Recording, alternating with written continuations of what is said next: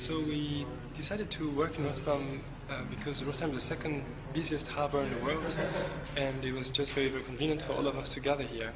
And the main reason is actually because V2, the Institute for Stable Media, decided to produce the project. Okay, why Protei is important for a harbor city?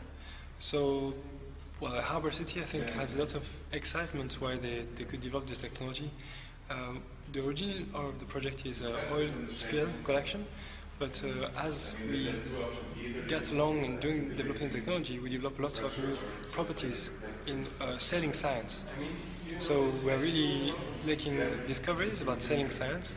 We don't know yet how much is going to be useful for, like commercial fishing boats or like cargoes, but what we're discovering now is very, very exciting in terms of science of sailing, because we're using an articulated hull, and it's just changing all the physics, all we know about sailing.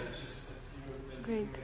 And what is the team that is working on Protei? So we have a very international team. So we have an engineer, ocean engineer from El Salvador, so in Central America, electric engineer from America, these two guys from MIT.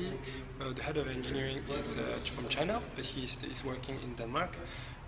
We have a Norwegian, half Dutch sailing expert.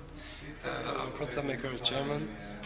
We have more Americans, more Germans coming. Myself, I'm half French, half Japanese, living in the UK. So it's a very international team. The project is open hardware, and we want it to be developed in many places at the same time. So it's very important for us to have a global network. For example, our tests are being made in Chile right now. So it's very, very international.